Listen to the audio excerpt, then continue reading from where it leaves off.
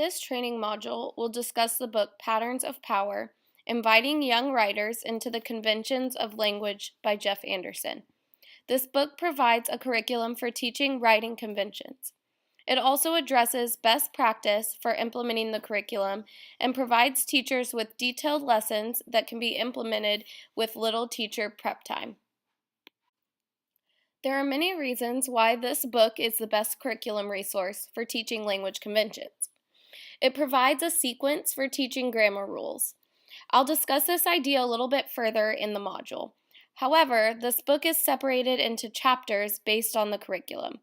It begins with a focus on capital letters and ends with complex sentences. Each of the lessons in the book has multiple steps and phases of the lesson that allows for the teachers to hit on all aspects of Bloom's taxonomy. First, the teacher writes a sentence, and the students notice the convention in the sentence. Then the teacher teaches the rule of the convention. Next, the students compare how the convention is used in two different sentences. After that, they are encouraged to find examples of the convention in their own reading.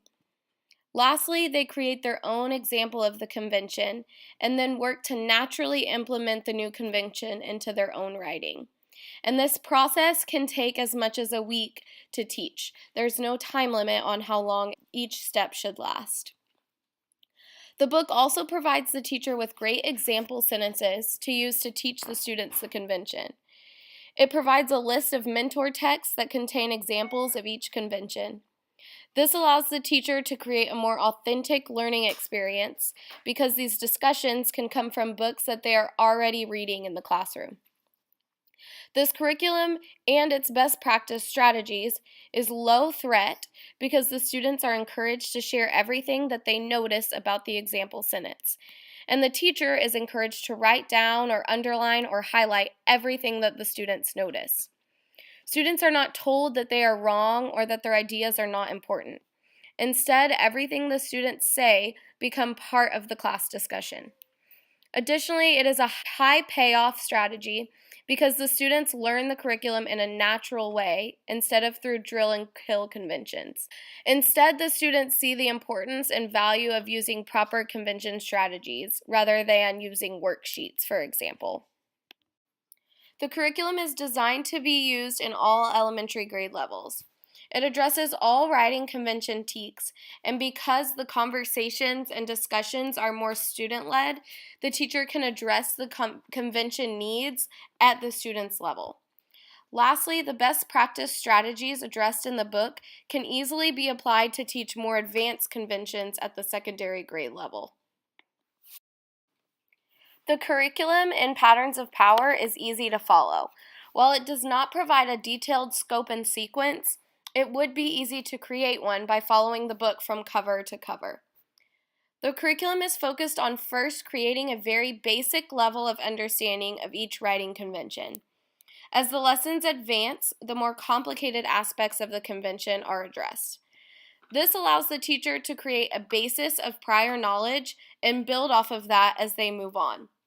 It also allows the teacher to continually address prior writing conventions so that students are not learning a convention and then moving on. Instead, they get continuous practice throughout the school year with each of the conventions. Lastly, the curriculum allows the teacher to spend more time on conventions that the students are not as skilled at.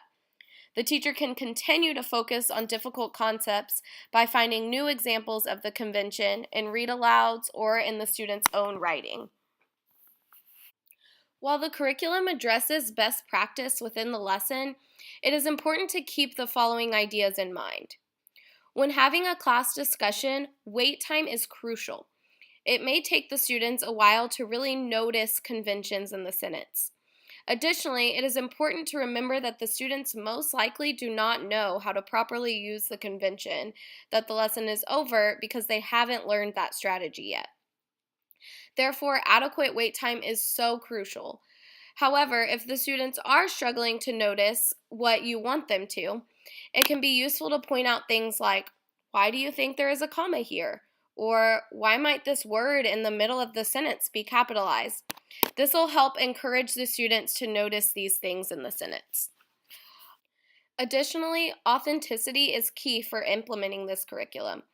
Students will understand the conventions better and be more willing to apply them if they are taught in an authentic setting.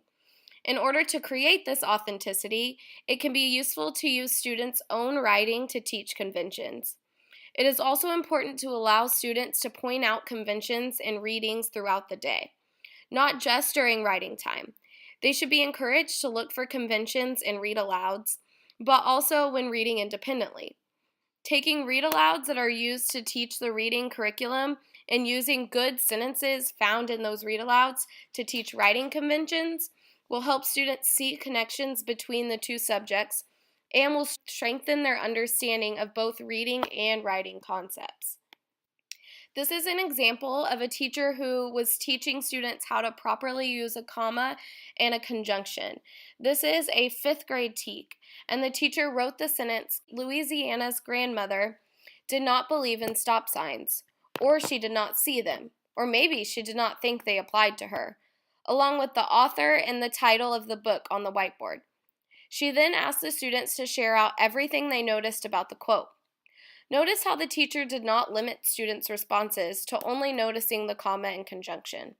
Instead, she addressed conventions that they had learned in the past as well.